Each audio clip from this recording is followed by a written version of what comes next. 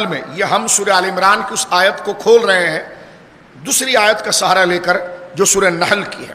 فرمایا واللہ فضل بعضکم علی بعض فی الرزق. سورہ نحل آیت نمبر 71 اللہ فرما رہا واللہ فضل بعضکم علی بعض فی الرزق، اور اللہ نے ہی تم میں بعض کو بعض میں رزق دے کر فضیلت دی ہے. کسی کو کم ملا، کسی کو زیادہ ملا. فرمایا واللہ فضل بعضکم علی بعض فی الرزق، اور اللہ نے تم میں سے بعض کو بعض پر رزق میں فضیلت دی ہے. یہاں پر علماء نے اس کی تفسیر میں لکھا ہے کہ اگر کوئی شخص مالدار ہے یا اس کے پاس مال آ گیا ہے تو یہ اس کی عقل کا کمال نہیں ہے کہ وہ بزنس کو بہت اچھی طرح سمجھتا ہے، بڑا اچھا بیپاری ہے. یہ سب فضول باتیں ہیں. اللہ فرماتا ہے یہ ہمارا فضل ہوتا ہے تو ہم ترقی دیتے ہیں. اس میں عقل کا کوئی دخل نہیں ہے، اس میں سمجھداری نہیں ہے. بڑے بڑے سمجھدار لوگ، بڑے بڑے بیپاری جن کی عقل کچھ نہیں ہوتی، وہ ان کے غلام ہوتے ہیں.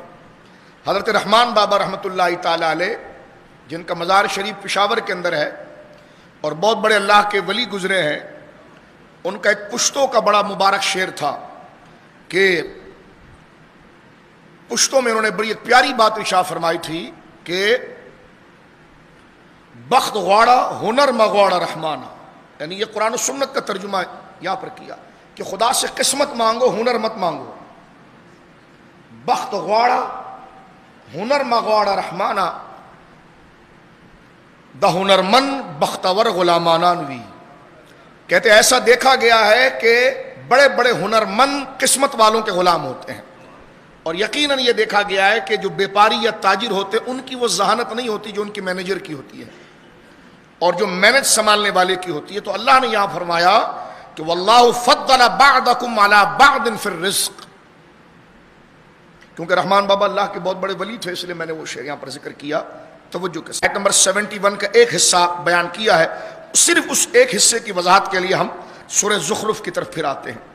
اللہ فرماتا اہم یقسمون رحمت ربک نحن قسمنا بینہم معیشتہم فی الحیات الدنیا. اللہ اکبر.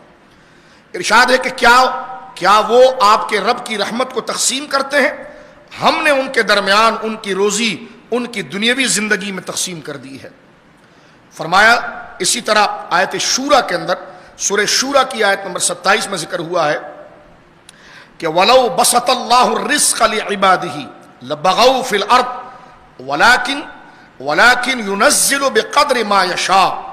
اب اگر کوئی یہ سمجھے کہ جناب میں تو غریب رہ گیا، اس کو مال زیادہ مل گیا، تو یہاں پر قرآن کریم نے یہ بات ذکر کر دی ہے کہ ہم اگر کسی کو مال کی فراوانی دیتے ہیں تو یہ ہمارا فضل ہے اور ہم اپنے فضل سے اس کو نوازتے ہیں.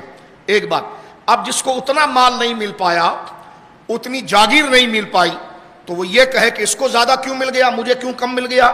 تو سورہ شورا میں اللہ رب العالمین نے ذکر فرمایا اس دوسرے طبقے کے لیے. فرمایا وَلَوْ بَسَطَ اللَّهُ الرِّزْقَ لِعِبَادِهِ، اور اگر اللہ اپنے تمام بندوں کے لیے رزق کو کھول دیتا کہ نوکر کوئی ہوتا نہیں سارے سیٹ بن جاتے، غریب کوئی ہوتا نہیں سارے امیر بن جاتے، مزدور کوئی نہیں ہوتا سارے گویا کہ بڑے بن جاتے، تو اللہ فرما رہا وَلَوْ بَسَطَ اللَّهُ الرِّزْقَ لِعِبَادِهِ، اگر اللہ اپنے سارے بندوں کے لیے رزق کو کھول دیتا لَبَغَوْا فِي الْأَرْضِ، تو وہ زمین میں بغاوت کرتے، فتنہ کرتے، فساد کرتے.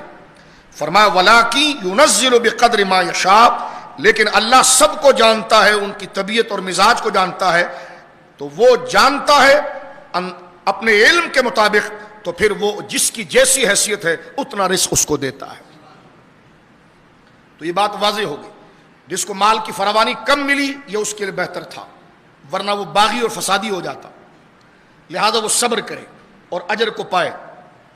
اور جس کو زیادہ دیا ہے تو وہ اس پر اپنی عقل، اپنی کاروباری مہارت پر غور نہ کرے، خدا کا شکر ادا کرے، اور جو اس کے مصارف ہیں، جو اس کے ساتھ جڑے ہوئے لوگ ہیں، اس کے مزدور ہیں، اس کے اعزاء اقارب ہیں، غرباء ہیں، مساکین ہیں، یتامہ ہیں، ان کے ساتھ وہ مصارف کو خرچ کرے. اس سے خدا اس کے بارے میں پوچھے گا کہ تو نے مال کہاں خرچ کیا، کس طرح دیا جب ہم نے اپنے فضل سے تجھے دیا تھا. اور جس کو کم دیا اس سے پوچھا جائے گا کہ تو صرف لالچ میں پڑا تھا اور ہماری تقدیر کے خلاف کر کے اس سے حسد اور چوریاں کر رہا تھا، یا پھر تو اس پر صبر کر کے اجر پا کر ہماری رحمت کو سمجھ رہا تھا کہ تجھے اگر کم دیا گیا اس لیے کہ ورنہ تو باغی اور یہی مال تیرے لیے فساد بنتا، اور جس کو دیا گیا ہے اس سے اس کے حساب کے بارے میں بات کی جائے گی۔